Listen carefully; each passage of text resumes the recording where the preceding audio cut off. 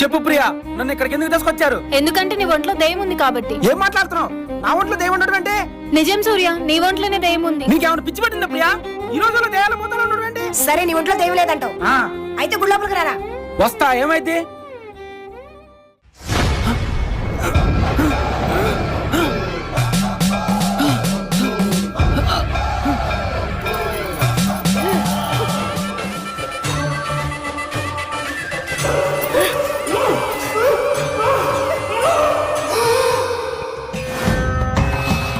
గట్టిగా పట్టుకోండి.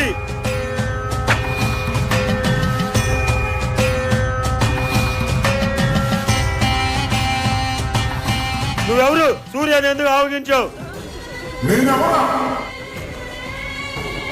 కీర్తి నువ్వా? సూర్య, ఈ ఆత్మ నీకు తెలుసా?